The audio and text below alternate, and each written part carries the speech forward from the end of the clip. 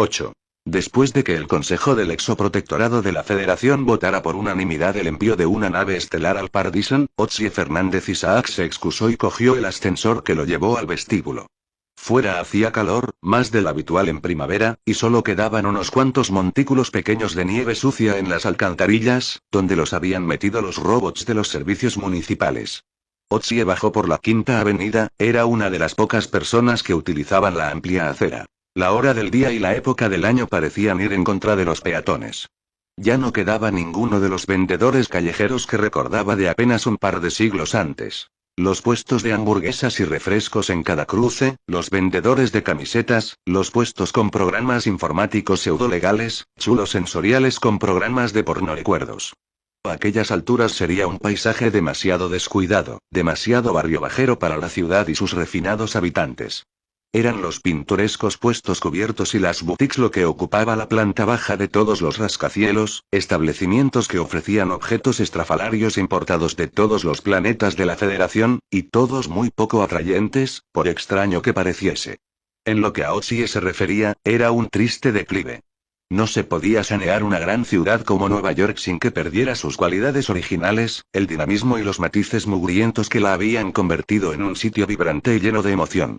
A pesar de los edificios, que seguían impresionándolo, Nueva York se estaba convirtiendo en otra zona residencial más de la Tierra. Sus industrias habían abandonado el planeta mucho tiempo atrás, dejando tras de sí solo los consorcios de investigación y diseño que permanecían a la vanguardia, dirigidos por socios multimillonarios. También se habían quedado las agencias de publicidad, junto con los cuarteles generales de los medios de comunicación. Incluso había unos cuantos artistas por el show, aunque Otzi los consideraba simples dinosaurios sin talento. Era el sector financiero y las oficinas gubernamentales las que dominaban el mercado laboral, para aquellos que tenían que trabajar, claro. Que no era el caso de muchos, de sus ociosas vidas se ocupaban las innumerables empresas de suministros y servicios que rodeaban la isla de Manhattan. Todas ellas empleaban a nativos de otros mundos con visados a medio plazo. Eran visitas como aquella lo que le recordaba a Otzi por qué volvía tan pocas veces al mundo que lo había visto nacer. Cuando levantaba los ojos, solo veía una franja desigual de cielo del color del acero frío muy por encima de su cabeza, un cielo apartado de un empujón por las magníficas torres. El sol apenas se asomaba al suelo de esa parte de la ciudad, ni siquiera en pleno verano, mientras que los árboles y los arbustos plantados en las costosas plazas tenían que disponer de iluminación artificial para poder crecer. Bajó la cabeza, se asomó al impresionante cañón vertical que había en una de las intersecciones y vio el antiquísimo edificio Chrysler, a salvo dentro de la vitrina de cristal que lo protegía, resguardado de los elementos. ¿Y cuál de nosotros va a sobrevivir al otro?, le preguntó Otzi en voz baja. Los coches, los taxis y los camiones pasaban a su lado a toda prisa, por la carretera, sin que los motores de eje hicieran prácticamente ningún ruido. La gente, ataviada con abrigos gruesos o ponchos de filamentos orgánicos teñidos de negro, pasaba junto a él a toda prisa, sin apenas mirarlo. Casi todos eran adultos. En toda la Quinta Avenida no vio más de 3 o 4 niños menores de 10 años.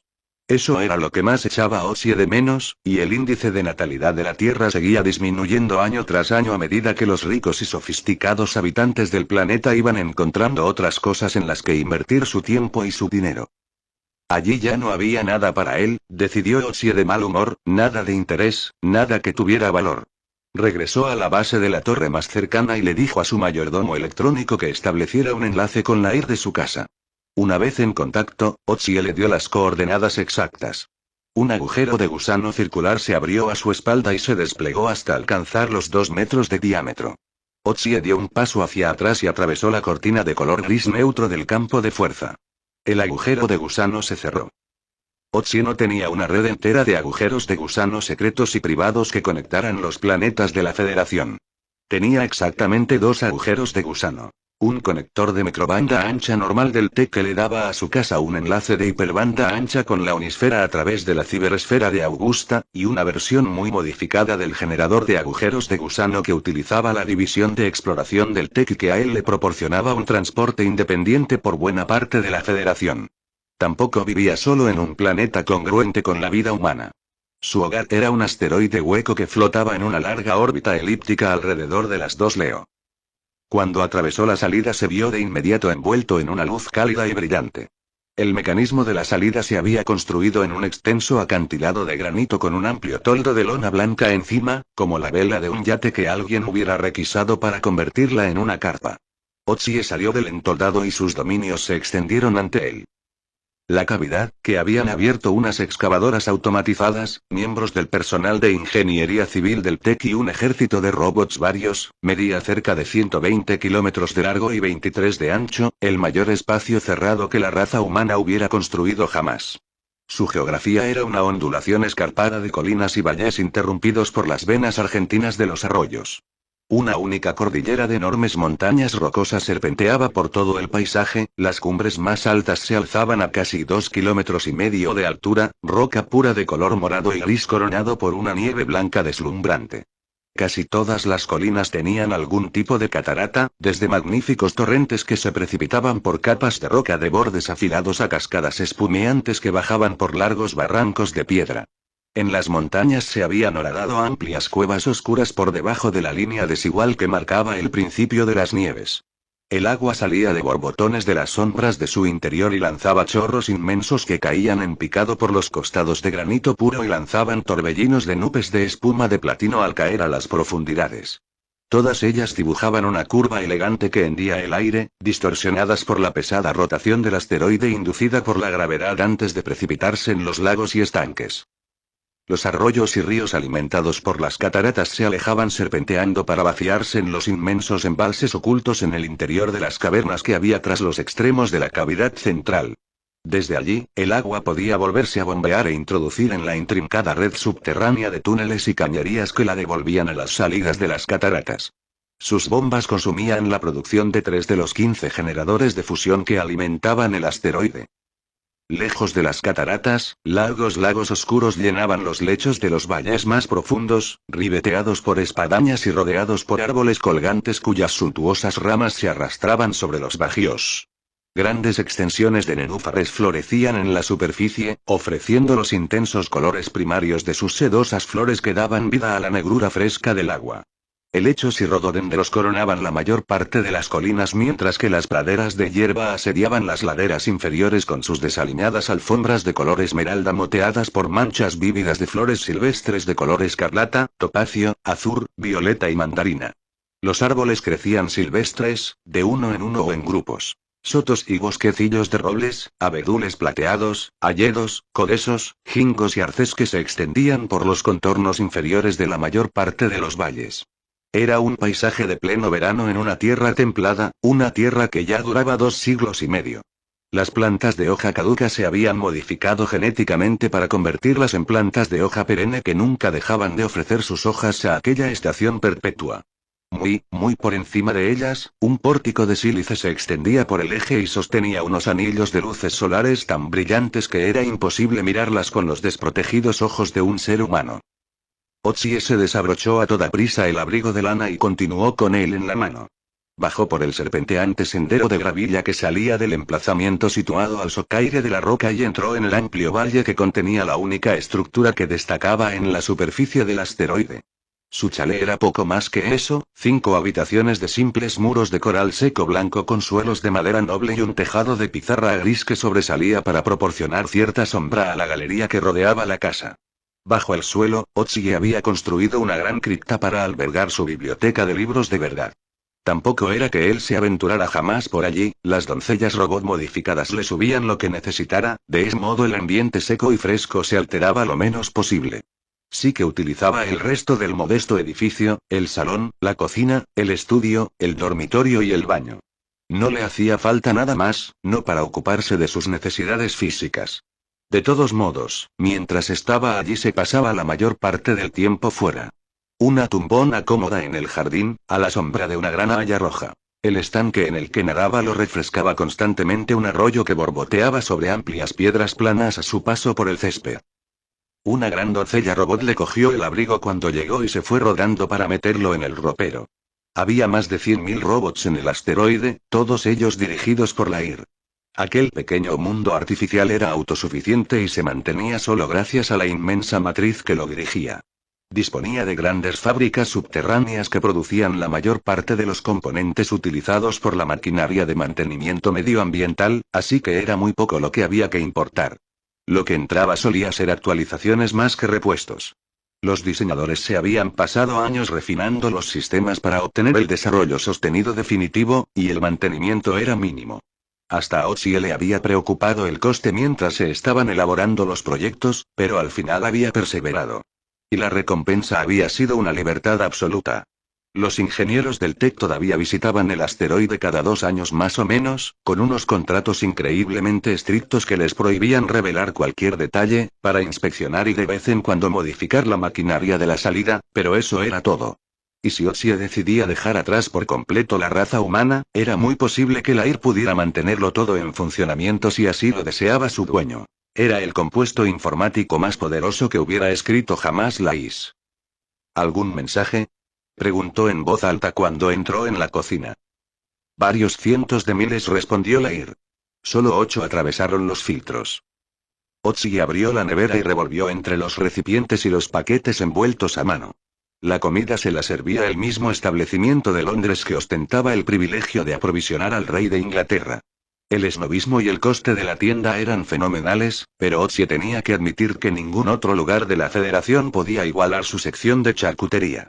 Encontró una botella de agua mineral y le quitó el tapón. A pesar del café que había bebido en la reunión del consejo, todavía sentía los efectos de la resaca, producto de una estancia demasiado prolongada en el Club Silvertopia de East Lincoln la noche anterior, en su horario.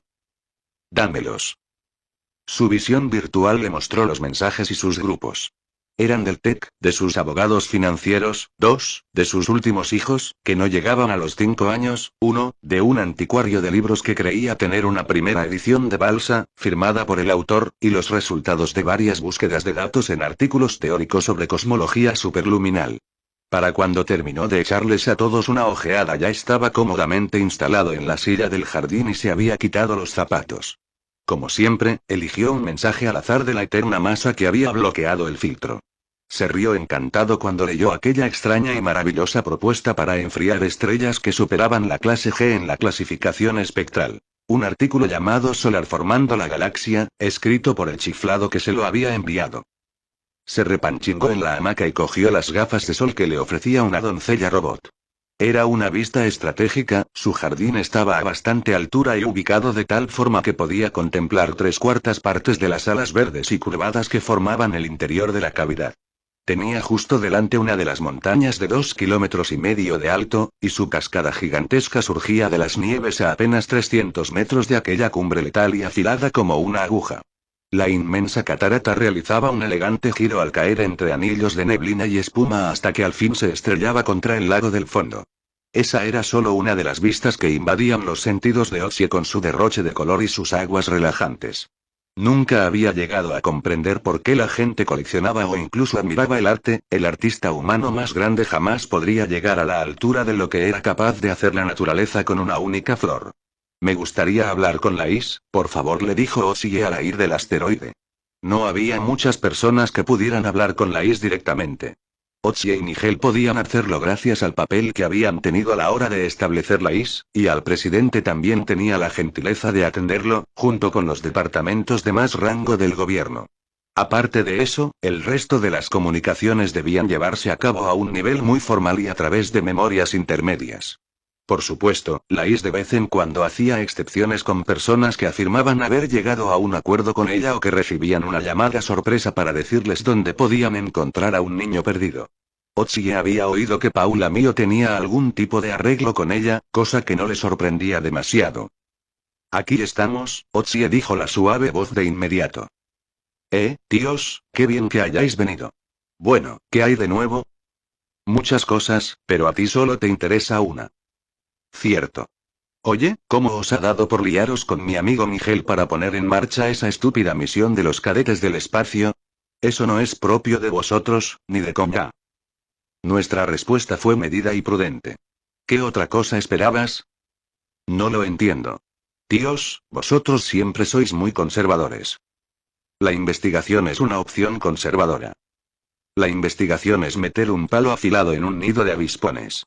Si mandamos por ahí una nave estelar, el que haya levantado esa barrera se va a enterar. Están tan por delante de nosotros, tecnológicamente hablando, que da miedo. Si su adelanto con respecto a nosotros es tan notable, de todos modos sabrán de la existencia de la Federación. La generación de agujeros de gusano crea una gran distorsión gravitacional así como un patrón de ondas detectable con facilidad dentro del llamado hiperespacio. Pero si están tan tranquilitos metidos dentro de su barrera, no Yoshie se llevó una mano a la cabeza al darse cuenta. Espera, los que están dentro son los defensores. Los agresores son los alienígenas de fuera. Así que, si tan fácil es detectarnos, ¿por qué no han venido a buscarnos? Una pregunta muy interesante. Suponiendo que la barrera sea defensiva, nosotros proponemos tres posibles opciones. Ya han llegado y no lo sabemos o no nos damos cuenta. El Ángel Supremo. Así es. O los Sylphen. No sé qué deciros, tíos, no me parecen de esos. ¿Cuál es la segunda opción? Los alienígenas ya han estado aquí y nos han examinado, tras lo cual se han limitado a olvidarse de nosotros. Demasiado humildes para que se tomen la molestia de hacer nada más. Sí, eso mola. ¿Y la número 3? La número 3 es lo desconocido. Por eso tenemos que viajar al Pardison e investigar lo que ha ocurrido. ¿Pero por qué ahora? Joder, tíos, podéis permitiros esperar. Dejadlo un par de milenios, hasta que estemos en condiciones de ir a echar un vistazo como Dios manda. A ver, hasta yo puedo andar todavía por aquí. ¿Qué prisa hay? Para responder a una situación, primero hay que entenderla. Eso no os lo discuto. ¿Pero por qué ahora? Porque es ahora cuando lo vivimos. Hay que enfrentarse a ello, sea lo que sea. Quizá a vosotros os interese. Mola que disfrutéis con los rompecabezas, algo a lo que le podáis dar vueltas y resolver. Pero son nuestros culos lo que nos jugamos si todo esto se va al carajo. Eso no es del todo cierto. En circunstancias normales el mundo físico no es asunto nuestro y que vivís en él. Sí, pero no es asunto nuestro. Lo físico no nos afecta ni interfiere con nosotros. Ya lo pillo. La Federación Física no os afecta, pero los alienígenas superiores con pistolas de rayos y platillos volantes de guerra quizás sí. Le concedemos a la teoría de la defensa una probabilidad muy alta. En cuyo caso, existe un agresor. Si existe una entidad tan poderosa y malévola suelta por el universo físico, es muy posible que nos veamos afectados. Otsie tomó un largo sorbo de su agua mineral. Todavía se acordaba de cuando las IS se habían reunido a finales del siglo XXI, la gente se había asustado mucho. Frankencerebro era uno de los términos que habían circulado por ahí, manejado sobre todo por un puñado de humanos que querían que se desenchufaran, por si acaso. Junto con Nigel, Otsie había ayudado a establecer a las nuevas inteligencias con base cibernética en un planeta propio, Vinmar. Después de todo, la mayoría de las IS se habían originado a partir de los programas informáticos de inteligencia artificial que se ejecutaban en las grandes matrices construidas para gestionar los generadores de agujeros de gusano del TEC, y había que encontrar alguna solución. La Federación, y más concretamente el TEC, dependía de las grandes matrices, así que Otsie y Nigel negociaron con las IS para que formatearan a sus sustitutas en forma de IR.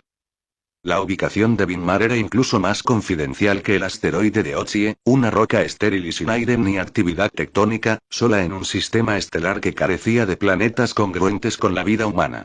Estaba unido a Augusta y a la Unisfera por un único agujero de gusano.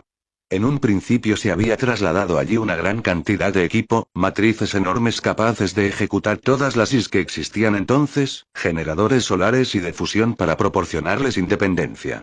Una vez que las IS se retiraron de la Unisfera, tras dejar a las IR a cargo de sus funciones, las IS comenzaron a importar equipo. Robots, refinerías químicas, células de montaje.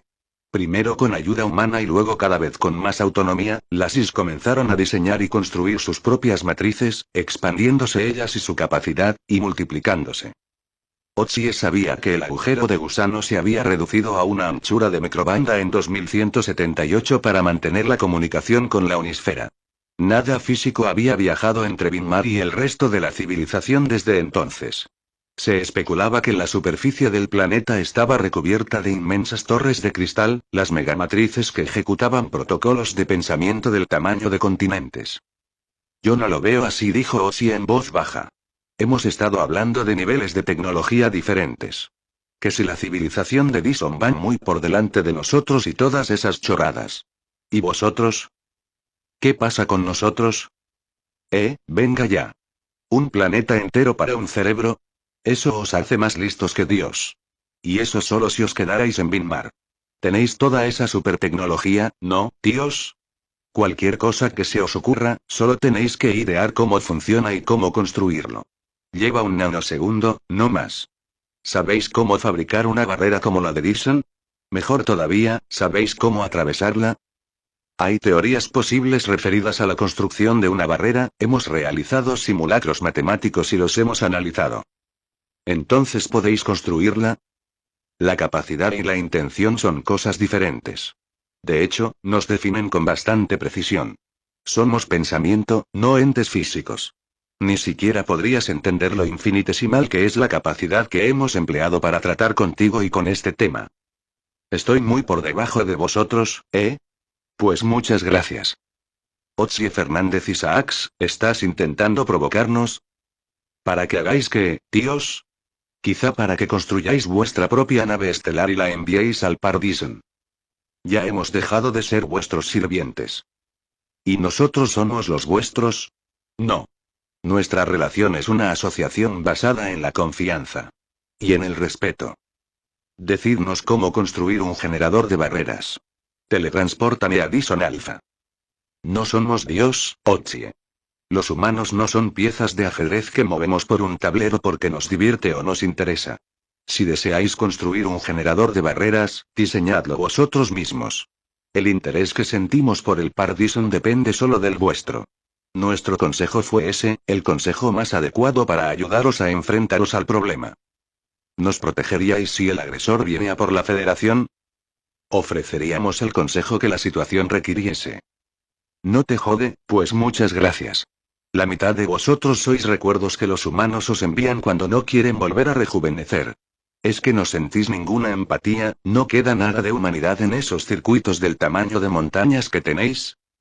El 50% de eso es una exageración, Otzi. Creemos que ya lo sabes. Tú, que mandaste copias de tus propios recuerdos para que se ejecutaran en nuestras matrices con la esperanza de recibir un tratamiento especial y privilegiado, y encima eran recuerdos incompletos. ¿Y lo que recibo a cambio? Somos conscientes de lo que te debemos por tu papel en la fundación de nuestro planeta.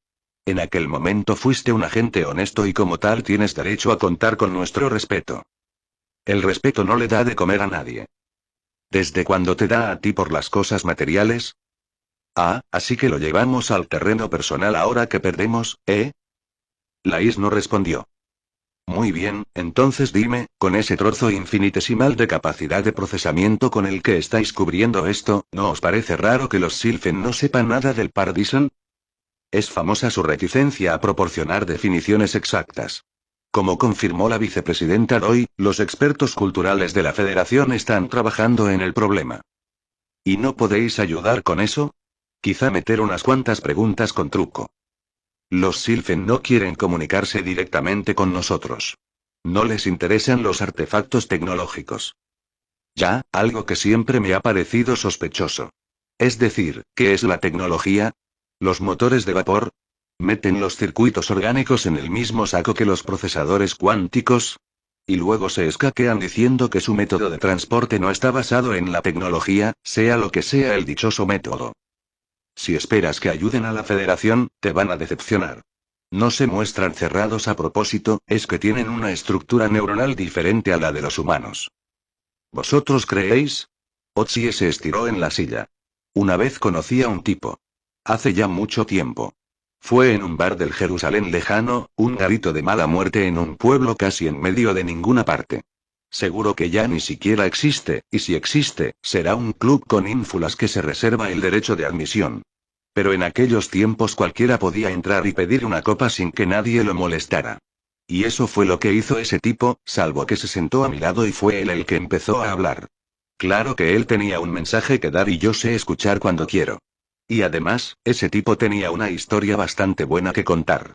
Afirmaba que había vivido con los Sylphen durante unos cuantos años. Había vivido de verdad con ellos, al final de esos senderos que tienen en los bosques de los que todos hemos oído hablar y nadie ha visto. Bueno, pues el tipo dijo que había atravesado sus bosques con ellos. Había empezado de buena mañana en un sendero, en el corazón de un bosque de Silvergalde, y había terminado atravesando el monte Finan, en Dublín, como cuentan los rumores. 300 años luz en una sola zancada. Pero el caso era que él lo había hecho de ida y vuelta. Había estado en planetas muy alejados de la Federación, o eso decía. Se había sentado en el desierto abrasado de un planeta muerto y había contemplado cómo caían los restos de su sol en un agujero negro. Había nadado en el mar de un planeta en el que la única luz procede del núcleo galáctico que llenaba la mitad del cielo. Había trepado entre cosas que él llamaba corales arbóreos que viven en una nebulosa de gas lo bastante densa como para poder respirar. Todas esas cosas que yo siempre quise hacer. Y allí estaba él, sentado, bebiendo esa cerveza barata con esa expresión en los ojos mientras me hablaba de sus viajes. Hay que reconocer que sabía contar una historia. Hace años que no lo veo aunque seguimos en contacto de vez en cuando. Un relato improbable, pero no imposible, dado lo que sabemos sobre los Sylphen. El conocimiento que se tiene sobre sus senderos es el que han proporcionado vuestros mitos primarios modernos. Pero es otra cosa que me contó sobre los Sylphen lo que siempre me ha interesado. Dijo que sus cuerpos son solo crisálidas. Ahí fuera, en algún lugar de la galaxia, están los verdaderos Sylphen, la comunidad adulta. No creo que sea nada físico. Una colección de mentes, o fantasmas, quizá. Pero allí es donde van, en eso se convierten. Un paralelismo interesante entre vosotros y nosotros, ¿no te parece? Sí. Aunque nosotros no somos un paso evolutivo natural para los humanos. Todavía no. Pero vosotros estáis en constante evolución e incluso nosotros, los pobres simios desnudos, tenemos aspiraciones genéticas e intelectuales. Lo que estoy diciendo es, los Sylphen que nos encontramos en los bosques no son la única fuente de la historia de su especie. ¿Os habéis encontrado alguna vez con esa comunidad? No. Si existe, lo hace en un plano diferente al nuestro. ¿Le habéis gritado alguna vez al abismo y os habéis quedado a esperar una respuesta? Estoy seguro de que debéis de haberlo hecho.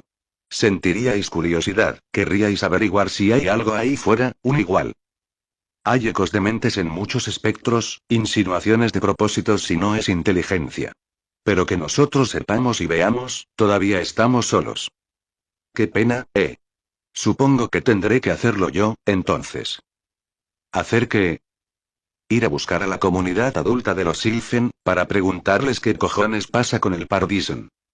La estación planetaria del TEC de Silvergalde siempre iba a ser más pequeña que las de cualquier otro mundo colonizado de la Federación. Claro que Silvergalde no era un planeta de la Federación, en el sentido estricto de la palabra. Desde el principio, cuando el agujero de gusano de exploración se abrió sobre él, el director de operaciones de la TEC supo que allí había algo raro. Silvergalde tenía 32.000 kilómetros de diámetro, pero aunque era casi 3 veces más grande que la Tierra, su gravedad era solo de 0,89. La mitad de la superficie era tierra mientras que la otra mitad contenía mares, con una suave concentración de sal y 100.000 islas pintorescas. Con esa composición y una inclinación del eje de menos de medio grado, el entorno era muy estable, lo que le daba a 2/3 del planeta un clima predominantemente templado. Los humanos siempre han especulado que el globo era artificial. La composición de su interior estaba formada sobre todo por silicatos y jamás se habían encontrado metales en la corteza. Un pequeño núcleo fundido generaba un campo magnético, pero no producía volcanes. No había cráteres de ningún impacto. No había ninguna razón geológica para que los continentes y los mares se hubieran separado. Y, lo que era más revelador, jamás se había encontrado ningún tipo de fósil. Si era natural, era único. Pero la verdadera prueba apareció después de que los humanos bajaran a la superficie y los saludaran con picardía los divertidos Sylphen. Se clasificó la vegetación y la fauna local, y se descubrieron una docena de tipos de ADN, todos ellos viven en equilibrio unos con otros. Tenían que ser importados y ninguno de ellos pertenecía a ningún mundo con el que estuviera familiarizada la Federación. Por lo que se podía deducir, Silvergalde era la capital de los Sylphen, o al menos una capital regional. Había miles de millones de ellos viviendo en ese planeta. No les importó compartir la Tierra con los humanos, nunca les importaba. Aunque había reglas, sobre todo referidas a la tecnología y a la contaminación. En otras palabras, nada por encima del nivel de mecanización victoriano. La aplicación de esas reglas era hasta cierto punto sencilla, cuanto más avanzado era el artefacto, menos probabilidades había de que funcionara. La única excepción fue la maquinaria de la salida del TEC que mantenía la estabilidad del agujero de gusano. Tampoco se dio ninguna razón. Cuando se les preguntaba, los Sylphen, al parecer, no entendían la pregunta. Un mundo así atraía a cierto tipo de humanos. Había mundos bucólicos en la Federación donde se podía llevar un estilo de vida parecido, más físico. Pero era la presencia de los propios Sylphen lo que atraía a los más dulces y espirituales. No había muchos humanos, quizá 1,5 millones en total. Lidington, la ciudad en la que se encontraba la estación del TEC, tenía unas 10.000 personas viviendo allí. El resto se limitaba a atravesar las grandes planicies en busca de una aldea que les llamase la atención. Y luego estaban las caravanas que recorrían la tierra sin detenerse jamás. Veleros que se pasaban años en un solo viaje y vagabundos solitarios que querían vivir toda la experiencia Sylphen y se adentraban en los bosques que cubrían el 60% de la tierra, en la que, según la leyenda, se podían encontrar senderos que llevaban a otros mundos y otros reinos. Era una sencilla locomotora diésel FG-67 la que arrastraba los 5 vagones que entraban en la estación de Lidington. El servicio salía 2 veces por semana de Bayobar y atravesaba una salida que solo era lo bastante ancha para dejar pasar una única vía. Otsie salió de la sección de primera clase y se quedó un momento en el andén solitario.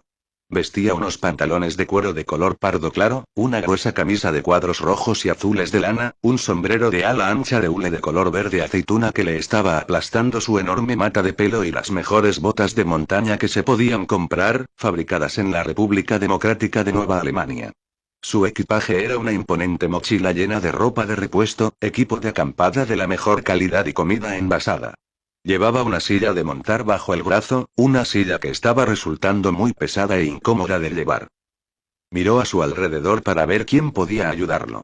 Un par de miembros del personal del TEC permanecían al otro del andén, hablando con el director del tren. Aparte de ellos, las únicas personas que había a la vista eran sus compañeros de viaje y los que no estaban completamente colocados parecían tan aturdidos como él. Cuando miró detrás del tren, vio los raíles que volvían a la luminiscencia nacarada de la salida, a apenas 200 metros de distancia. Más allá, el paisaje era el habitual en cualquier mundo congruente con la vida humana, con vegetación verde y un cielo azul claro. Había montañas a lo lejos, aunque no lo bastante altas para tener cumbres cubiertas de nieve. Delante de él tenía el pueblo, una extensión de color marrón apagado de edificios pequeños, pocos de los cuales tenían más de un piso de altura. Se agrupaban a lo largo de la ladera que se asomaba al puerto, una lengua natural de roca que se curvaba alrededor de la larga playa que defendía. Había barcos de madera varados por encima de la línea del agua, con las redes colocadas por encima de los mástiles para que se secaran. Se estaba echando una especie de partido en la arena, algo parecido al fútbol. Los pasajeros empezaron a alejarse por el andén, rumbo al pueblo. Otsie se echó la silla al hombro y se fue con ellos. El personal del TEC ni siquiera le miró por segunda vez cuando pasó junto a ellos. A Otsie le pareció extraño que nadie del pueblo estuviera en la estación, el tren volvía a Bellobar 2 horas después. Seguro que alguien querría volver a la civilización, ¿no? Las casas llegaban justo hasta la estación, la sección más antigua del pueblo. Estaban hechas de coral seco, eran prefabricadas, de las que se encuentran en cualquier planeta fronterizo. Las calles que las unían estaban hechas de gruesas losas de piedra y el único sistema de alcantarillado era un profundo canal abierto a un lado. Otsie comprendió muy pronto por qué tenía que ser tan profundo y pensó que ojalá se hubiera traído algún tipo de bufanda con la que pudiera taparse la nariz. El método de transporte era la bicicleta o algún animal. Los caballos iban aporreando el suelo con aire pasivo, al igual que los galenos cuadrúpedos de Niska. Y lontrus, grandes animales de 8 patas y mucho pelo que parecían estar pasando un calor tremendo bajo el cálido sol de aquella tarde. Otsie también vio que se usaban tandos, algunos finares e incluso un bamtrano gigantesco al que le habían puesto una plataforma en la silla y un arnés que tiraba de un carro del tamaño de un autobús. Las bestias domesticadas o bien llevaban jinetes o tiraban de carromatos. Los peatones y los ciclistas se cuidaban de sortear la mugre que dejaban los animales a su paso, pero el olor no era tan fácil evitarlo. En el interior de la ciudad, los edificios estaban hechos de madera o piedra y muchos tenían tejados de paja. Las chimeneas barrigonas de ladrillo y arcilla arrojaban finos penachos de humo blanco azulado y el aroma a madera quemada se mezclaba con el olor de los animales y los platos que se cocinaban en las casas. Las enredaderas se acumulaban en cualquier pared vertical que encontraran, lo que contribuía a aumentar la impresión general de pobreza. No se cultivaban para que sirvieran de adorno. En algunos casos habían recubierto los edificios por completo y solo se habían abierto a machetazos unos cuantos agujeros entre el enmarañado follaje para despejar las ventanas. Hacía ya mucho tiempo que el pavimento de piedra que pisaba Otsy había dado paso a una gravilla compacta con una gruesa capa superior de barro y estiércol. Vio las pulcras oficinas blancas y rectangulares de la Misión Cultural de la Federación encaramadas en la parte superior de la ciudad, dominando todos los tejados, pero ese era el último lugar al que quería ir. Aquello no formaba parte de la misión del Consejo del Exoprotectorado. Otsy siguió caminando.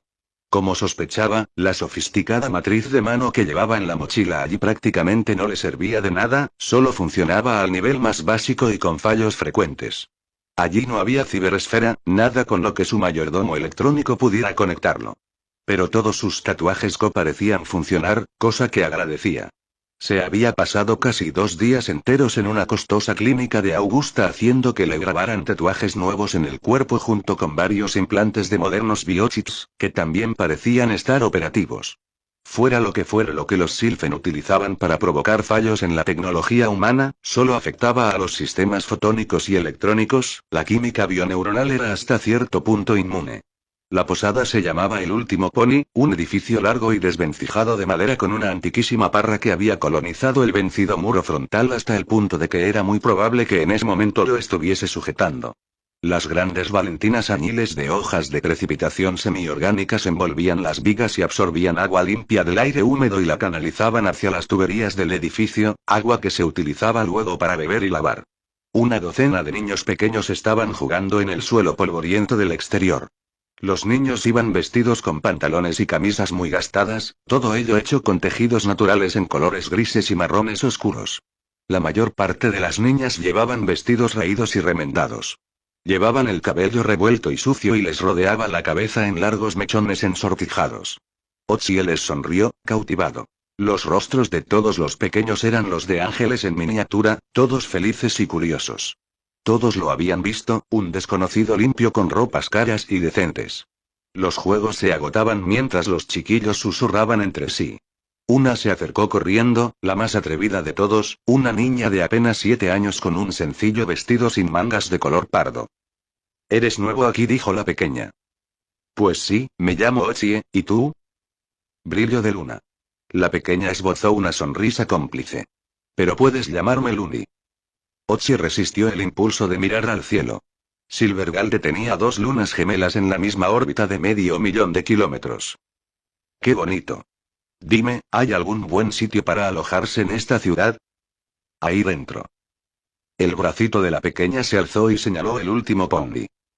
Gracias. Otsy le lanzó una moneda, 50 centavos de la tierra, que la niña cogió con habilidad y luego lo miró con una gran sonrisa que reveló 2 huecos entre los dientes delanteros. Otsy apartó de la puerta unas ramas de aquella enredadera de hojas y espiras y entró. El bar principal era una simple habitación rectangular, con un mostrador en un lado. Unas mesas pesadas de madera, oscurecidas por el tiempo y las manchas de cerveza, atestaban el suelo. Por la ventana entraban rayos brillantes de sol que resplandecían bajo el aire polvoriento. Una enorme chimenea de ladrillos llenaba la pared contraria, a ambos lados se habían construido unos hornos con puertas negras de hierro. El interior de la chimenea contenía un montón bastante alto de cenizas y brasas, con los extremos ennegrecidos de unos troncos que sobresalían entre ellas y emitían un fulgor débil a medida que se consumían sin llamas. Casi todas las cabezas se giraron para mirarlo cuando entró y las conversaciones se detuvieron. Otsy casi no pudo evitar reírse ante semejante tópico.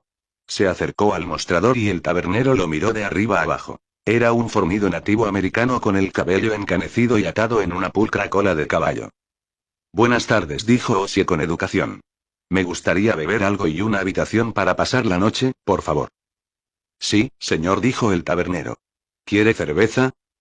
Otsy le echó un vistazo a los estantes que había detrás del mostrador. Había 5 grandes barriles de madera colocados en fila, con las espitas ya puestas. Junto a ellos habían alineado varias botellas. Otzi no reconoció ninguna marca. Claro. ¿Tiene alguna cerveza de trigo? El tabernero parpadeó, como si no fuera la respuesta que esperaba. Sí. Bajó un vaso largo y se acercó a uno de los barriles. Los dos hombres que había apoyados en el mostrador, a su lado, intercambiaron unas miradas y empezaron a reírse con disimulo. ¿Pasa algo? Preguntó Otzie. El más pequeño se volvió hacia él. A mí no. Está aquí por los Silfen, ¿no? Ges le advirtió el tabernero. Aquí no quiero problemas. Me gustaría verlos, sí, dijo Otzie. Eso me parecía. Los de su clase siempre quieren conocerlos. ¿Los de mi clase? Por un momento Otzie se preguntó si se refería a su color. En los mundos de la Federación no había tantos prejuicios como en el San Diego de su primera juventud, pero eso no significaba que hubieran desaparecido. Había varios planetas en los que se metería en un auténtico lío si se le ocurría entrar así en un bar como ese. Pero no era algo que se esperara en Silvergalde. Los ricos, dijo Ges con tono insultante. Y jóvenes. No se ganan la vida, no les hace falta, para eso está el dinero de la familia. Vienen en busca de nuevas emociones. Creen que las van a encontrar aquí. ¿Y las voy a encontrar?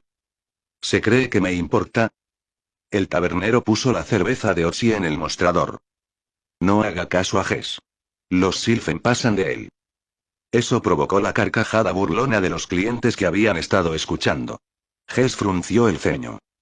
Otzi estiró el brazo para coger su vaso y se encontró con que la carnosa mano del tabernero se cerraba alrededor de su muñeca.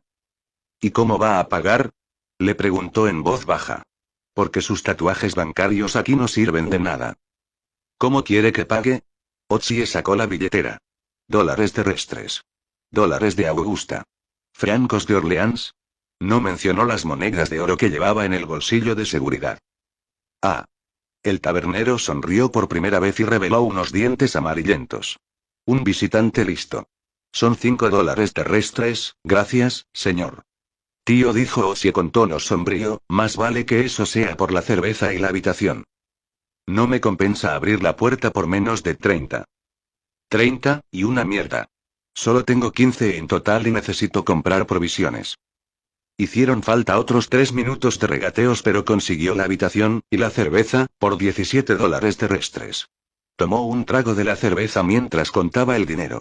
Para ser una cerveza de trigo era sospechosamente oscura, pero Otzi admitió que sabía bien, aunque podría haber prescindido de la rodaja de limón que se había hundido en el fondo del vaso. El tabernero aceptó muy contento los billetes limpios y se los metió en el bolsillo del chaleco. Orión. Lleva al caballero a su habitación. El chaval que apareció no tenía más de 15 años e iba vestido con unos pantalones largos negros y una anticuada camiseta morada con un holograma de unas espirales que giraban en sentido contrario a las agujas del reloj, una grabación de inmersión sensorial total. A Otzi le hubiera interesado saber si funcionaba. Tenía el cabello pelirrojo y muy rizado, y hacía mucho tiempo que no se lo cortaba. De hecho, rivalizaba con la exuberante mata de pelo de Otzi. Miembros largos y flacos, una sonrisa casi maliciosa, pecas, ojos verdes y brillantes, una costra en el codo, el típico gamberro de toda la vida. Había cogido la silla antes de que Otzi pudiera decir nada y se la había echado con cierto esfuerzo al huesudo hombro. Por aquí, Tom. Las habitaciones de los huéspedes se encontraban en un anexo de la parte posterior. Sorprendentemente limpias y cuidadas. Otzi entró y se encontró un catre sencillo y una cómoda y luego una palangana de porcelana blanca y lisa, y una jarra de agua en la mesa. La pequeña chimenea estaba llena de astillas y había una pila de troncos ya cortados al lado. Había un atrapasueños en la pared, encima de la cama, lo que hizo que Otzi levantara una ceja. El primer signo de espiritualidad que había visto en el planeta.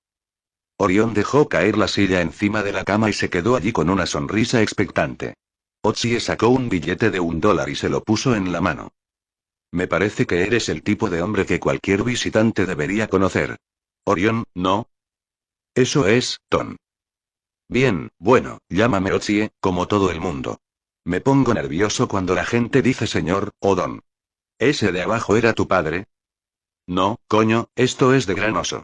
No sé dónde están mis padres. Se adentraron por los senderos hace siglos. No parecía que le molestara de forma especial. Ya. ¿Y quién se ocupa de ti?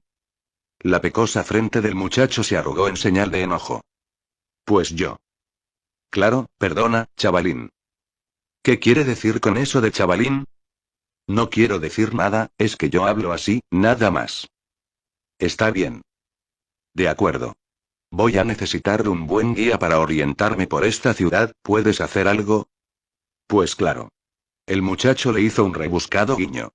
Sé dónde están todas las chicas, puedo ayudarlo a conocerlas. La respuesta escandalizó a Ochie. ¿Un chulo de 15 años? No, solo un crío que lleva apañándosela solo demasiado tiempo.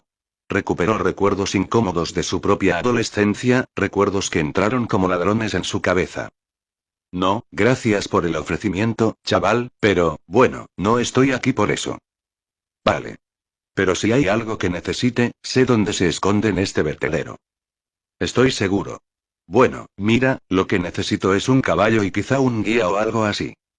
Orión ladeó la cabeza y miró a Osie con escepticismo. ¿Está aquí para ver a los Sylphen? Es obvio, ¿no? Sí, quiero ver a los Sylphen. Eso servirá para empezar. Ah. Orión hizo una mueca. Un caminante. No funciona, sabe. No se puede aparecer y creer que ya está. Los senderos no son como los trenes. ¿Tú crees? Por aquí siempre vienen caminantes. Se meten en el bosque, todos anchos y panchos, encantados consigo mismos y están de vuelta un par de semanas más tarde, sucios y muertos de hambre. El muchacho se detuvo un momento, con la carita muy seria. Eso sí vuelven. Jamás he conocido a nadie que llegara a algún sitio, al final siempre se pierden. Pero yo puedo llevarlo con los Sylphen, no hay problema. Conozco los claros que visitan. Los más cercanos, por lo menos. Ya he visto a los Sylphen muchas veces. Ya, así que si no está aquí por ellos ni por las chicas, ¿qué hace aquí? Acertaste la primera vez. Soy un caminante. Quiero adentrarme en el bosque e ir a otros mundos. Muy bien, allá usted, el dinero es suyo. Puede comprarle el caballo al señor Stifford, en los establos de la calle principal. Tiene un montón de animales, no solo caballos, también tiene perros, ventricos y lontrus. Los tiene siempre listos para los que vienen de otros mundos y se gana una pasta gansa, pero puede hacer que le baje el precio si se mantiene firme. Hace ya tiempo que no viene mucha gente. Gracias. ¿Y el guía? ¿Lo necesito? Ya se lo he dicho, puedo enseñarle yo dónde viven los Sylphen. Los conozco, mire. Se metió la mano por la camiseta y sacó un pequeño colgante que llevaba alrededor del cuello con un cordón negro de cuero. Ochie lo examinó con curiosidad. Era una perla con forma de lágrima y un fuerte matiz dorado contenida dentro de una red de platino delicado como una telaraña. Unos destellos diminutos de color azul pálido brotaban y morían bajo la superficie traslúcida, como si hubieran capturado un enjambre de fosforescencias de afeyi. Muy bonito. Soy amigo suyo, dijo Orión con orgullo. Es un amuleto de la amistad. ¿Cuándo te lo dieron? Hace años. Cuando era pequeño, mamá y papá me llevaban de acampada con ellos, a los bosques, y jugaba con los Sylphen. Me caen bien aunque son muy raros. ¿Jugabas con ellos? ¿Con los Sylphen? Claro. No es para tanto. Son como niños humanos. Papá dice que es porque nosotros nos parecemos más a ellos que los adultos. Siempre me llevaba con él cuando entraba en el bosque. Era como si yo fuera su entrada para verlos. ¿A qué jugabais? A muchas cosas. A trepar a los árboles, a nadar, a perseguirnos, ya sabe. Sí. ¿Así que te enseñaron los senderos? No. Ya se lo he dicho, nadie sabe dónde están los senderos que llevan a los demás planetas, por mucho que presuman de saberlo. Eso tiene sentido. Orión se volvió a meter el colgante por dentro de la camiseta. Bueno, ya ve, puedo encontrárselos. Cobro $5 terrestres al día y además tiene que darme de comer. Creo que deberías quedarte aquí y ganarte el pan, y quizá ir a la escuela durante el día. ¿Y para qué quiero ir ahí? No sé. Para recibir una educación, quizá. Era lo que se hacía en esos sitios cuando yo tenía tu edad. Y debería haber dicho más cosas, como adulto responsable y civilizado que era, cosas como, ¿qué pasa con los servicios sociales y la atención médica? Pero no lo hizo, aunque le dolió. Era algo que había aprendido durante sus años, décadas, de vagabundeos, siglos atrás. A no interferir, a no hacer nada a menos que presenciase un acto brutal o de una maldad monstruosa. No podía hacerse responsable de todo el mundo. Junto con Nigel le había dado a la raza humana oportunidades ilimitadas para que vivieran como quisiesen.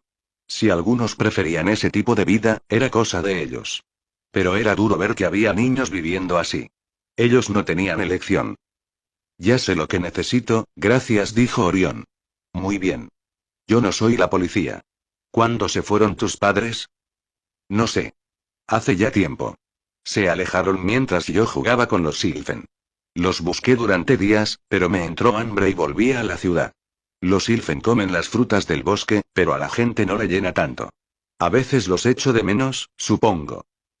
Otsie suspiró y sacó la cartera. Mira, tengo algunos amigos en la Federación, hay unas cuantas familias que estarían encantadas de ocuparse de ti. Voy a comprarte un billete para el tren. ¿Qué te parece? Pero cuando vuelvan mamá y papá, no estaré aquí y no los volveré a ver. Otsie no sabía qué hacer, lo que resultaba irónico en cierto sentido, en un sentido triste y doloroso. Al gran Otsie lo había dejado sin palabras un chaval que no admitía que necesitaba ayuda. Y él ya se había impuesto una tarea mayor. Está bien. Sacó un par de billetes de $20 de la cartera. Pero cómprate algo de ropa decente y una buena comida. Guau. Orión levantó los billetes, los ojos se le saltaban de asombro. Debe de ser muy rico, honesto, Otsie. Lo soy. Lo que significa que tienes que hacer lo que te pida o te meterás en un auténtico lío. Para empezar, puedes llevarme tú a los establos y ayudarme a encontrar un poco de comida de por aquí para el viaje. Necesitó 2 días para prepararlo todo, lo que era un poco más de lo que Otsie se esperaba. Pero no se podía decir que Lidington estuviera repleta de vendedores ansiosos por complacer y tampoco había docenas de establecimientos competitivos. La mitad de la gente con la que se encontró actuaba como si estuvieran colocados, y quizá lo estuvieran, comprendió. Había un montón de críos corriendo por ahí todo el día. La escuela parecía opcional, en general aprendían lo que a sus padres les apetecía enseñarles. Con todo, Otsie hizo progresos. El señor Stifford se alegró mucho de verlo y desde luego no se mostró tan escéptico como el joven Orión cuando le dijeron que Otsie quería aventurarse en lo más profundo de los bosques. Muchos de mis clientes hacen lo mismo, le confió. A todos les hago la misma oferta, les digo que les compraré los animales cuando regresen. A algunos no los vuelvo a ver aunque pienso en ellos con frecuencia, caminando por mundos del otro extremo de la galaxia. ¿Quién sabe a dónde llevan los senderos más profundos? No hay mapas. Aléjese de los sinvergüenzas que quieren venderle esas malas imitaciones. Malas imitaciones que había en abundancia. A Otsie le ofrecieron una docena mientras Orión y él se recorrían la ciudad entera preparando las cosas para su partida. Algunos eran sofisticados pergaminos con runas hechas con pan de oro, virtuosos dibujos de animales y plantas, y líneas que llevaban a pequeños mapas de estrellas de constelaciones desconocidas para la Federación. Le enseñaron uno que era una hoja negra sin roces y con unos intrincados lípticos que según se afirmaba eran de origen Sylphen. El resto eran papeles hechos jirones o antiguos diarios escritos en cuadernos por viajeros intrépidos que habían recorrido los senderos. Otsie no compró ninguno, aunque apreciaba el esfuerzo que habían invertido en la falsificación de aquellas detalladas trampas para turistas incautos. El señor Stifford sí que lo convenció para que adquiriera un Lontrus como bestia de carga. No había mucho que comer en los bosques, le dijo, y desde luego no lo habría si conseguía llegar a otro mundo. Otsie iba a necesitar una gran cantidad de provisiones, y era mucho mejor que las llevaran aquellas grandes y dóciles bestias. Así que Otsie encontró una talabartería que le vendió un arnés con alforjas. También hizo que el señor Stifford le pusiera herraduras nuevas a su caballo, una gran yegua de color bermejo llamada Polly. Visitaron a varios comerciantes e hicieron pedidos de comida seca. Se puso en marcha a primera hora de la tercera mañana, cuando el sol no era más que una astilla de oro sobre el horizonte y las brumas se resistían a abandonar los arroyos. La hierba, con su ribete de amatista, estaba húmeda por las lluvias nocturnas. Le daba un aspecto fresco a aquel mundo, un aire tonificante. Un buen augurio para el comienzo de su viaje. A pesar de la bienvenida que le habían ofrecido personas como el tabernero y el señor Stifford, Otsie se alegró de irse. Aparte de todo lo demás, para la gente de la zona, su idea de vida nocturna era irse al último pony y cantar canciones populares al son de un piano desafinado, beber cerveza suficiente para derribar a un caballo y prenderle fuego a tus propios pedos. 2 siglos antes, Otsie habría disfrutado de todo aquello y se habría unido con ganas a aquellos juegos cada vez más infantiles, pero como había ido descubriendo poco a poco, lo cierto era que, a pesar de los rejuvenecimientos, la edad era algo acumulativo que le aportaba un cierto grado de sabiduría a la vida. A las afueras de Lidington, ocupaban la tierra docenas de granjas y prados pequeños y pulcros divididos por setos bien acodados de espinos y fresno. Las pistas para carros lo guiaban entre ellos. Ya había trabajadores dirigiéndose a los campos y llevando a las vacas a ordeñar. Los cultivos daban paso a pastos más grandes y los setos daban paso a vallas desvencijadas. Vio a animales de 20 mundos diferentes hociqueando entre la hierba y las balas de heno y haciendo caso omiso de él cuando pasaba. Con el tiempo, el suelo se alzó y ocultó el mar que dejaba a su espalda. Los surcos pedregosos de las pistas de las granjas dieron paso a un sencillo sendero de hierba pisada. El Lomtrus iba avanzando con calma, su manto de andrajoso pelo gris parduzco se agitaba con la brisa mientras iba moviendo las 8 patas con ritmo pesado. Tenía la misma longitud que Polly y 2/3 de su altura, pero era capaz de llevar el doble de carga que cualquier caballo. La cabeza era una gran cuña huesuda con unos ojos legañosos y muy juntos en la cima, la boca tenía en el fondo una mandíbula doble que le permitía arrancar gruesas matas de hierba. No era la primera vez que se había visto a aquellas criaturas comerse matorrales enteros si tenían hambre. Al mirar a su alrededor por el ondulado paisaje, Otsie vio unas cuantas casas medio ocultas entre los pliegues del terreno, como si se estuvieran hundiendo poco a poco en la hierba. Se fueron haciendo menos frecuentes a medida que la mañana empezó a calentarse. Había tenido la esperanza, un tanto ingenua, de que el horizonte fuera de algún modo mayor, la prueba de lo inmenso que era ese planeta en realidad. Pero, de hecho, su tamaño se hizo patente en el silencio. El aire absorbió todos los sonidos y lo inundó de paz. Era una sensación sobrecogedora. Allí fuera no había pájaros, ni sobre la tierra que se extendía entre el mar y el bosque. Era una simple pradera con arroyos y montecillos, hasta los árboles eran desconocidos. Pero el verdadero silencio, comprendió Otsie, procedía de la falta de insectos. Si había alguno, volaba sin hacer ruido ni molestar a nadie. Era antinatural. Después de 3 horas ya casi había llegado a los lindes periféricos del bosque. Un bosque que se había extendido delante de él como una manta oscura por una tierra ondulada, bajo las montañas, sin moverse pero tardando una eternidad en crecer. Una extensión lisa e ininterrumpida que se prolongaba hasta las montañas, trepaba por las laderas inferiores y llenaba los valles que había entre ellas. Durante la última hora, Otsie había estado a punto de perder el sendero varias veces. El camino desaparecía bajo varias capas de espesa hierba y franjas de flores silvestres. Pero Polly siempre parecía saber a dónde ir y recuperaba el camino con su paso lento y pesado. Otsie no tardó en ver 2 columnas blancas que destacaban contra el risco de troncos de color verde oscuro. Al acercarse, el tamaño de las columnas quedó patente, unos ástiles sólidos de mármol de 60 metros de altura. Había algo tallado en la cima de ambos, algo más o menos humanoide. El viento y la lluvia de varios siglos, si no milenios, habían desgastado los rasgos, dejando solo los contornos de aspecto fundido. Aquellas columnas tenían fama de ser los únicos artefactos encontrados jamás con alguna relación con la cultura Sylphen. Nadie sabía lo que significaban, aparte de marcar el comienzo del sendero que se adentraba en el bosque. Polly y el Lomtrus pasaron entre ellas sin prisas y sin cambiar de ritmo. Otsie vio los restos de una choza de madera en la base de una de las columnas. Lo que con todo descaro era una residencia humana se había desmoronado mucho tiempo atrás. Detrás tenía pequeñas pilas de piedra dispuestas en forma de rectángulo y yacas y envueltas por hierba y caballo de rey de color caramelo. Los árboles empezaban 300 metros más allá de los jalones de las columnas. Al acercarse, Otsie oyó otra vez la llamada suave de los pájaros que dibujaban un círculo sobre su cabeza. Y después se encontró entre las primeras filas de árboles. Eran pequeños, parecidos a las hayas de la tierra, con hojas de color verde brillante tan largas como dedos que flotaban con suavidad bajo la brisa, como banderitas que se agitasen a coro.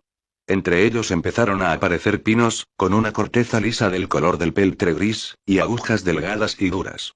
El camino iba quedando más claro a medida que la hierba empezaba a encogerse. A ambos lados los árboles empezaban a hacerse cada vez más altos y sus grandes dóseles protegían el suelo de la luz cruda del sol.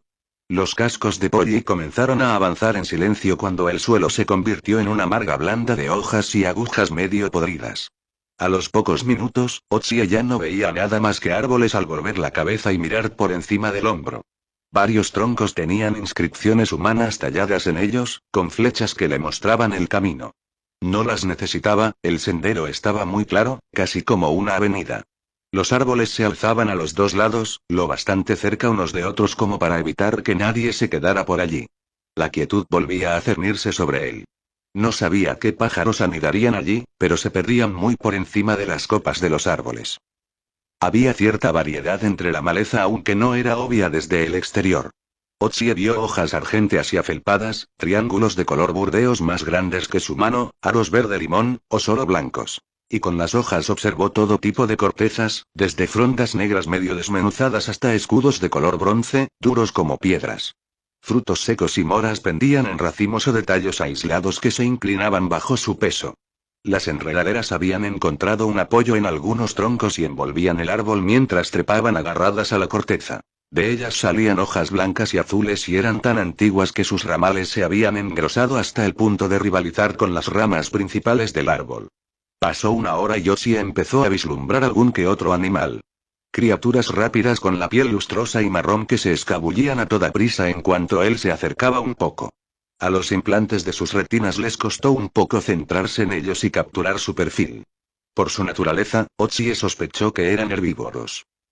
Cuando llegó al primer arroyo que se cruzó con el sendero, desmontó para dejar que Polly y el Lomtrus bebieran. En cuanto puso el pie en tierra empezó a sentir los dolores y las agujetas. Había pasado una eternidad desde la última vez que había montado. Se apretó los riñones con los puños y empezó a estirarse, gimiendo cuando las vértebras estallaron y crujieron con estrépito. Los músculos de los muslos empezaron a estremecerse, a punto de sufrir un calambre. Había todo un lote de ungüentos y pomadas en su botiquín que se prometió utilizar esa noche. El sendero vadeaba el arroyo con grandes piedras planas.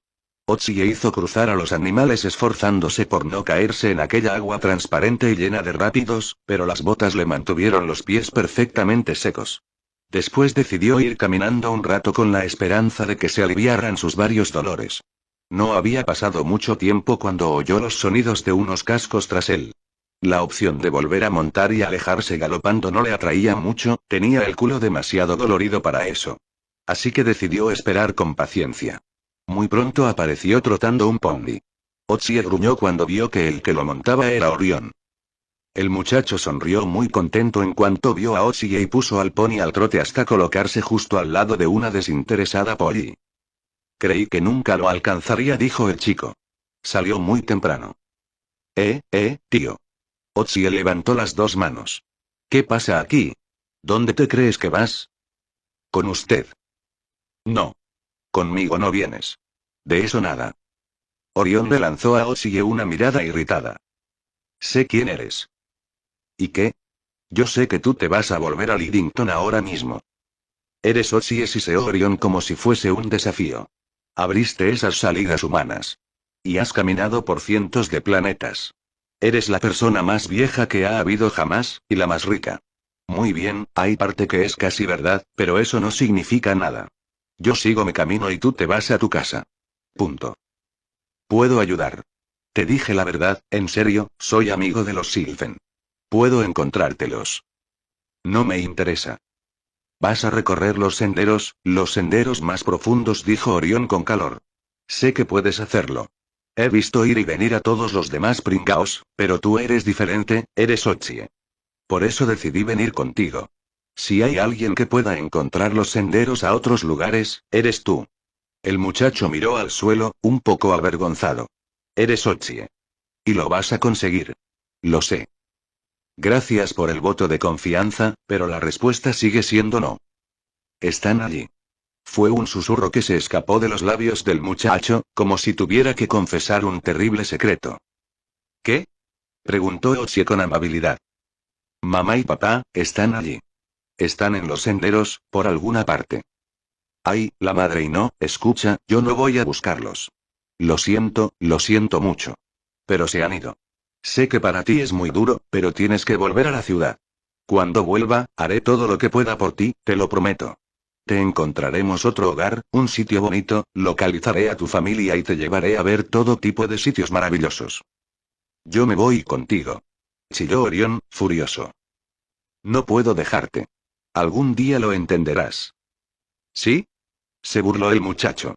¿Y cómo vas a impedírmelo, eh? ¿Cómo? Yo y escucha y pienso seguirte, todo el camino. En los ojos de Orión resplandecía el desafío, estaba en racha y lo sabía. Quizá hasta vaya por delante, tú no sabes el camino. Sí, en realidad ni siquiera te necesito. Puedo recorrer los senderos y encontrarlos yo solo. Por los clavos de Cristo. Por favor, Otsie le suplicó el chico. Pero si en donde están los Silfen no puedes hacerte daño, así que no tienes que preocuparte por mí. Y no voy a retrasarte. Sé montar muy bien. Por primera vez en más de 3 siglos, Otsie no sabía qué hacer. Era obvio que debería haber devuelto a aquel pequeño estúpido a la ciudad y habérselo entregado a las autoridades. Vale, no había autoridades. Entonces se lo entregaría al personal del TEC, que harían lo que él les mandase. Lo mandaría a algún planeta muy lejos de Silvergalde, un sitio que el chaval odiaría. Haría que lo aseasen y lo obligaría a ir a la escuela para que pudieran enderezarlo y convertirlo en un ciudadano modelo de la Federación. Y si por algún milagro en el futuro aparecían esos auténticos desechos de inutilidad que le habían tocado como padres, jamás lo encontrarían. Y además, ¿cómo pensaba llevar al chaval de vuelta a la ciudad? ¿Iba a atarlo y colgarlo del lomo de Polly? Joder. Eso es una grosería, dijo Orión y se echó a reír. Otsie despertó una hora antes del amanecer, cuando la función de reloj de su mayordomo electrónico produjo un impulso auditivo parecido al timbre de un antiguo despertador. Abrió los ojos poco a poco y miró a su alrededor, los implantes de retina añadieron todo un espectro infrarrojo a su visión. El muchacho estaba a unos metros de él, enroscado y acurrucado en gruesas mantas de lana, debajo de una pequeña lona sujeta con unos postes de bambú para protegerlo de la lluvia que pudiera caer durante la noche. El fuego que habían encendido la noche anterior se había consumido y reducido a una pila que resplandecía ante su visión intensificada, aunque para cualquier otro sería un montículo oscuro con unas cuantas ascuas titilantes. Los infrarrojos también le permitieron ver a las pequeñas criaturas que se escabullían bajo los majestuosos árboles, mordisqueaban vainas de semillas y frutos secos. Otsie se quedó allí echado y permaneció quieto durante un buen rato. Todo formaba parte del plan de la noche anterior, despertar pronto y alejarse caminando con Polly y el Lomtrus antes de montar e irse cabalgando. El día anterior el sendero se había dividido muchas veces y él podía girar por cualquier cruce. Y el bosque era inmenso. Había estudiado los mapas de reconocimiento orbital originales que había trazado la División de Exploración del TEC. Se prolongaban por detrás de las montañas a lo largo de más de 300 kilómetros y en algunos lugares se fundía con otras extensiones boscosas igual de grandes que cubrían buena parte de aquel gigantesco continente. Orión jamás podría encontrarlo. El chaval vagaría durante un día o dos y luego regresaría a la seguridad acogedora de la ciudad que era su hogar. Un niño sin padres y solo en un bosque alienígena. Maldita sea. Orión gimió un poco y sus ojos aletearon un momento cuando el sueño se hizo incómodo. Otsie vio que la manta se le había escurrido un poco y le había dejado un hombro expuesto al frío. Se acercó y volvió a arropar al muchacho. Orión se tranquilizó de inmediato y una expresión satisfecha inundó su dulce rostro. Un par de horas después, Orión despertó y se encontró con que Otsie había vuelto a prender el fuego y estaba haciendo el desayuno. Otsie vio con cierto alivio que las tabletas de leche funcionaban a la perfección. Al echarlas en agua fría burbujeaban y siseaban hasta que producían un líquido espeso y sustancioso en el que aplastó unas tortas de avena seca. Lo acompañó todo con huevos revueltos y tostadas, rebanadas gruesas e irregulares cortadas de una hogaza de viajero, dura como el hierro, que había comprado en una panadería de Lidington. El té eran copos de verdad que se hacían en el hervidor de agua, prefería dejar las tabletas para más tarde. Al ver al muchacho masticando como si no hubiera comido nada la noche anterior, Otsie empezó a calcular otra vez cuánto tiempo le durarían las provisiones. He traído mi propia comida, le dijo Orión. El chaval debía de estar leyéndole el pensamiento. ¿Así? Carne curada y pan del viajero, claro. Pero nada de tabletas. En Lidington no las hay. Se supone. ¿Y qué hay de un filtro? ¿Has traído uno? Una expresión culpable cruzó el joven rostro e hizo que las pecas se arremolinaran. No. Así que Otsie le enseñó al chico cómo funcionaba el suyo, una unidad mecánica, ingeniosa y pequeña, que se acoplaba a la cantimplora. Metieron la corta manguera en el arroyo cercano y Otsie bombeó con el asa para hacer que el agua pasara por los filtros de cerámica. No era tan eficaz para erradicar las bacterias como un colador impulsado por moléculas, pero se desharía de cualquier cosa que pudiera hacer daño de verdad. El chico se lo pasó en grande chapoteando por el arroyo y llenando sus antiquísimas bolsas de plástico con la cantimplora de Otsie. ¿Y qué hay de gel para los dientes? Preguntó el adulto. Orión no había traído nada de eso, ni jabón. Así que Otsie le prestó un poco de su tubo y se echó a reír al ver la expresión asombrada del muchacho cuando la sustancia empezó a hacer espuma y expandirse en su boca. Se la aclaró como le explicó el otro y escupió con furia los restos. La química funcionaba, sus reacciones eran una constante universal. Cuando Otsie comprobó la matriz de mano, esta permaneció tan muerta como un pedrusco. El campo amortiguador, o lo que fuera que utilizaran los Sylphen, se había ido haciendo cada vez más fuerte el día anterior, a medida que se acercaba al bosque. Incluso había llegado a afectar a los biochips que le habían implantado, reduciendo su capacidad a poco más que la de una calculadora. La interfaz de su visión virtual se había reducido a sus funciones más básicas. Como concepto, aquello fascinaba a Otsie y despertaba toda su antigua curiosidad de físico. Empezó a sopesar posibilidades matemáticas mientras se alejaban con los animales por el sendero. Están cerca, anunció Orión. Era la última hora de la mañana y habían vuelto a montar tras caminar al lado del caballo y el pony para que descansaran un rato. Los árboles del bosque eran más oscuros y los pinos habían comenzado a dominar a las demás variedades. Aunque, para contrarrestar su aterrador efecto, el dosel que los cubría dejaba pasar una multitud de rayos diminutos que moteaban el suelo. La alfombra de agujas caídas que cubría el sendero emitía un aroma dulce, fuerte y picante a la vez. ¿Cómo lo sabes? Preguntó Otsie. Ni siquiera las pesadas almohadillas de las patas del Lomtrus hacían ruido sobre la marga esponjosa. El muchacho le lanzó una mirada un tanto arrogante y luego se sacó el colgante. Dentro del enrejado de metal, la lágrima espejeaba con una fuerte luz turquesa, como si contuviera un trozo de aquel cielo azul. Ya te dije que era su amigo. Desmontaron los dos y Otsie echó un vistazo suspicaz entre los troncos grises, como si temiera una emboscada. Se había encontrado con los Sylphen un par de veces, en Hank, cuando había entrado en los bosques con unos funcionarios culturales de la Federación. A decir verdad, lo habían decepcionado un poco, la falta de capacidad de comunicación hacía que salieran a la luz todos sus prejuicios humanos, se parecía demasiado a hablar con niños retrasados. Lo que algunas personas llamaban malicia juguetona, a él le parecía irritante, sin más. Actuaban como un grupo de chiquillos de guardería, corrían, saltaban y se subían a los árboles. Fue entonces cuando los oyó acercarse. Las voces revoloteaban entre los árboles, dulces y melódicas, como trinos de aves en armonía. Jamás había oído cantar a los Sylphen. No era algo que se pudiera grabar, por supuesto, y desde luego no habían cantado mientras él estaba en Hank. A medida que las voces fueron creciendo, Otsie se dio cuenta de hasta qué punto pertenecían al bosque. El sonido iba y venía con una cualidad casi alucinógena, reverberando y complementándose tanto con los vacilantes rayos del sol como con la suave brisa.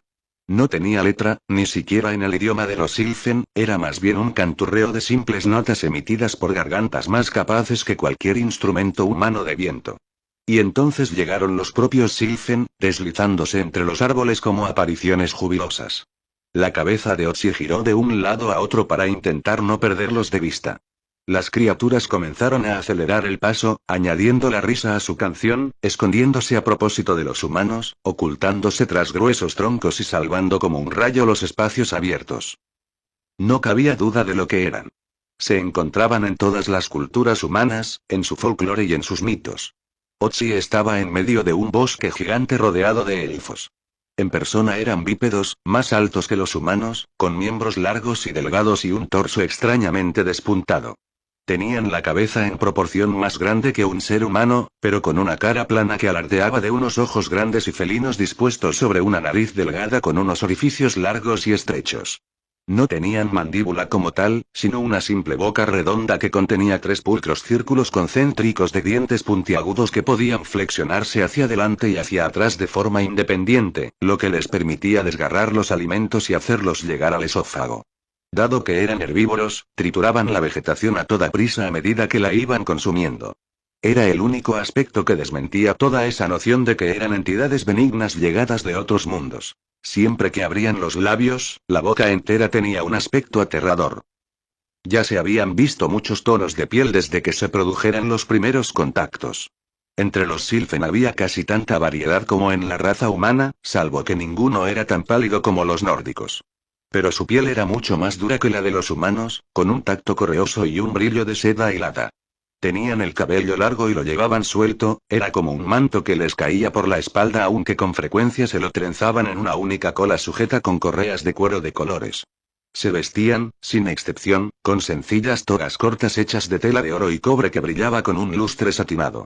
Ninguno usaba zapatos y sus largos pies terminaban en 4 dedos como garfios con uñas afiladas. Las manos eran parecidas, 4 dedos que parecían doblarse en cualquier dirección, casi como tentáculos en miniatura, lo que les proporcionaba una destreza fabulosa. Rápido, exclamó Orión. Síguelos, síguelos. El muchacho soltó las riendas del pony y se deslizó hasta el suelo. Luego se alejó corriendo entre los árboles. Espera, lo llamó Otzi en vano. El muchacho había llegado a los árboles que flanqueaban el camino y corría como un demonio tras los danzarines Sylphen, que se alejaban riendo. Maldita sea. Otzi pasó una pierna a toda prisa por la silla y medio se tiró del lomo de Polly. Sujetó las riendas y tiró de la yegua tras él, alentándola para que entrara en el bosque en sí. Su presa no tardó en perderse de vista, todo lo que tenía Otzi para continuar era el sonido que le llegaba a lo lejos. Gruesas ramas se extendían por delante de él, siempre a la altura de la cabeza, lo que lo obligaba a agacharse con Polly relinchando y quejándose. El suelo estaba húmedo y las botas empezaron a hundírsele, lo que frenó su avance todavía más. A los 5 minutos, su rostro resplandecía de calor, y resollaba y maldecía con fluidez en 4 idiomas diferentes. Pero los cánticos volvían a oírse todavía más. Estaba seguro de haber oído las carcajadas de Orión.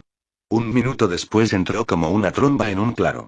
Un claro protegido por grandes árboles de cortezas plateadas, semiesferas casi perfectas de hojas de color bermejo oscuro alzándose a 30 metros sobre la pradera cubierta de hierba.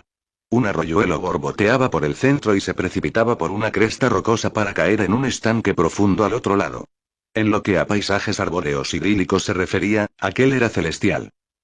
Todos los Sylphen estaban allí, casi 70. Muchos se habían subido a los árboles, utilizando las manos y los pies para aferrarse a la corteza arrugada, y se habían escabullido por las ramas arqueadas en busca de los racimos de frutos secos que colgaban entre las hojas que aleteaban en las ramas más altas. Orión estaba saltando junto a un tronco, cogiendo las nueces que le tiraba un Sylphen. ¿Qué demonios te crees que estás haciendo?, le soltó Otzi. Era vagamente consciente de que la canción vacilaba en un segundo plano. Orión encorvó los hombros de inmediato y adoptó una actitud hosca y defensiva. ¿Qué crees que hubiera pasado si yo me hubiera quedado atrás? ¿Dónde está tu pony? ¿Cómo vas a volver a encontrarlo? Esto no es ningún puñetero juego. Estamos en medio de un bosque del que no se ha hecho ningún mapa y que cubre la mitad de este planeta. No me extraña que perdieras a tus padres si esto era lo que hacías. Orión levantó un brazo y señaló algo detrás de Otzi. Le temblaban los labios cuando habló. El pony está ahí, Otzi.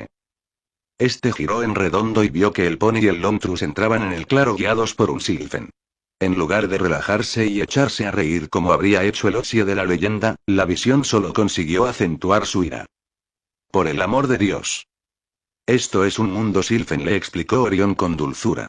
Aquí no puede pasar nada malo. Otzi miró furioso al muchacho, luego se volvió y se acercó al Sylphen que sujetaba las riendas. Vamos, se dijo, tranquilízate. Solo es un niño. Un niño que no debería estar aquí jodiéndome el proyecto. Empezó a rebuscar en su memoria el idioma Sylphen que le habían implantado en la clínica de Augusta. Nadie había conseguido enseñarles a los Sylphen a hablar ningún idioma de la Federación. No era algo que les interesase.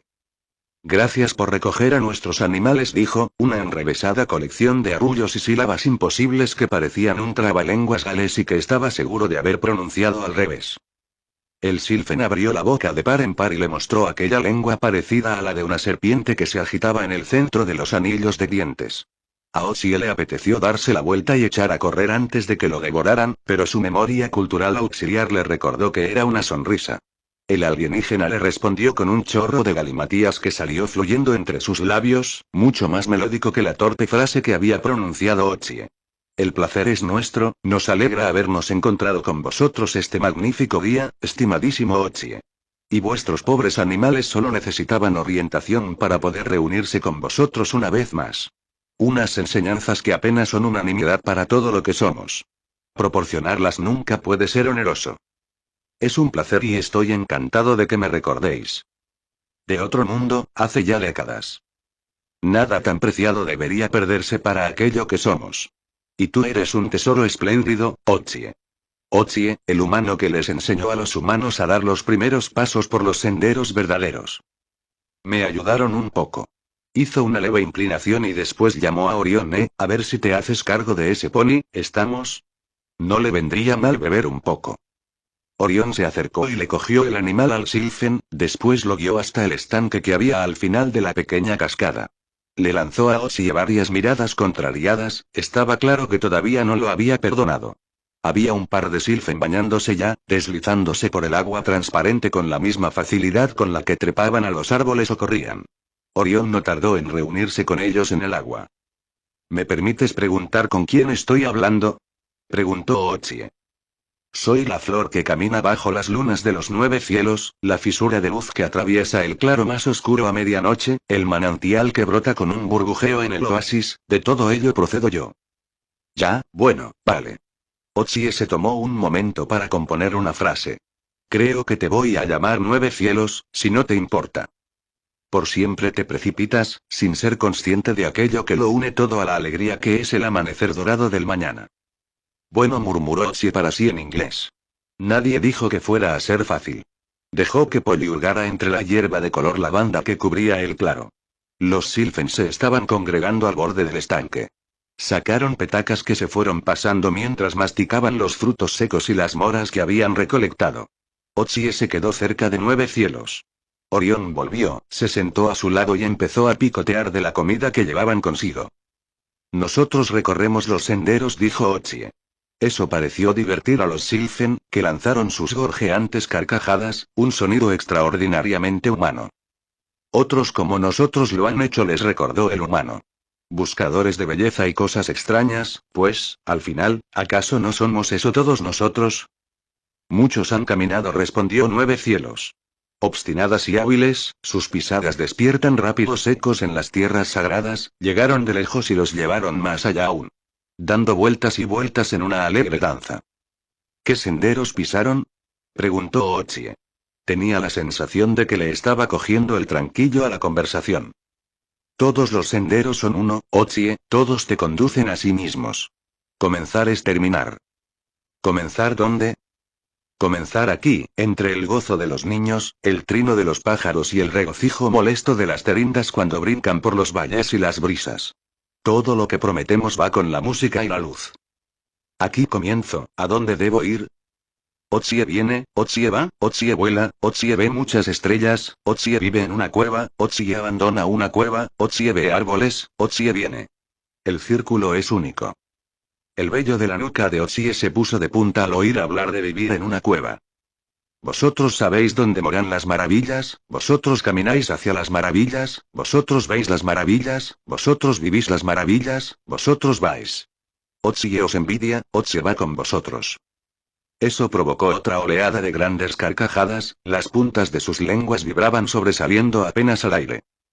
Otsie se aleja, dijo 9 cielos, que adelantó la cabeza y sus ojos grandes y negros se quedaron mirando al humano. Abraza lo que has de ser, temor nunca muestres, larga es la estación que está entre nosotros, amor te mostramos, pues al final no es todo polvo de estrellas lo que nos engendró. Así es todo lo que está unido en la eternidad, que gira y vuelve a girar. ¿En qué os convertís, si no es en grandeza y nobleza? ¿En qué nos convertimos ninguno de nosotros entre los momentos hermanados del polvo de estrellas? Es la grandeza que yace ahí fuera, entre las estrellas que arden ahora por donde yo camino. Caminas siguiendo tu camino sin que la alegría rasguee su canción sobre tu corazón, viajas lejos sin saber si tu destino se desplegará ante ti. Pues caminar entre los bosques es vivir. Has de vernos ahora en toda nuestra gloria, pues ese destino ansiamos ser. ¿Camináis por los bosques del planeta del que venimos? Todos los bosques recorremos, los de la oscuridad y los de la luz. ¿Y los de la grandeza? Recorréis esos. Luz y oscuridad y esos nada más. No has de golpear el negro y el oro, pues deja una marca terrible en el cielo en pleno día. Cuídate mucho de los higos del invierno. Otsie volvió a repasarlo todo mentalmente, temía estar perdiendo el hilo de lo que se estaba diciendo. Pero siempre ocurría lo mismo cuando se hablaba con los Sylphen. Toda la humanidad necesita ver en qué os convertís. Por ellos camino hacia ese lugar. ¿Dónde está el sendero? El saber está en el aire que respiramos, en el agua que bebemos, en la comida que comemos. Regocíjate, pues es tuyo tanto como nuestro, vivir en él es glorioso. Contempla a la naturaleza en plena flor de juventud, inclina el cielo y el suelo a tus órdenes si de veras puedes, pues lo que será también ha sido. A dioses llenos de afecto y encuentros llenos de afecto, todos forman parte del giro interminable de los mundos sobre los mundos, ¿y quiénes somos nosotros para querer juzgar al que es el más alegre de todos? Este niño llora cada noche por el padre y la madre que ha perdido. Todos sollozamos juntos, acurrucados en el aliento de el más helado de los vientos en medio de feroces consecuencias que nosotros desconocemos, pues ¿quién ha perdido a quién en este ignorante tiempo desgarrado? Los Sylphen empezaron a levantarse. Pues gracias, tío, dijo Otsie en inglés. Ha sido una pasada. Nos apresuramos como la cuarral que vuela a su nido en medio del solitario lago que hay más allá del valle y del río de esta noche. Espero que lleguéis bien. Nueve Cielos se levantó de un salto. Él y todos los demás Sylphen habían echado a correr y se precipitaban por uno de los lados del estanque. Su canción, extraña y silvestre, volvía a llenar el aire. Desaparecieron en un solo momento, desvaneciéndose entre los callados espacios que quedaban entre los troncos de los árboles. Otsie dejó escapar un largo suspiro. Bajó la cabeza y miró al muchacho, que lucía una expresión maravillada e inquieta a la vez. ¿Estás bien, chaval? Son tan indiferentes, dijo Orión poco a poco. Podría ser, dijo Otsie. O están colocados todo el tiempo o mi memoria no es tan buena como afirma la garantía. Sea lo que sea, lo que dicen no tiene mucho sentido. Me parece que se supone que no tiene que tener sentido, Otsie. Son elfos, los mortales no forman parte de su vida. Jamás seremos capaces de entenderlos. Son tan reales como nosotros, más si cabe, si estoy en lo cierto sobre ellos. Pero ya empiezo a entender por qué los adoran esos chiflados de nuestros hippies. Saben cosas que no deberían saber.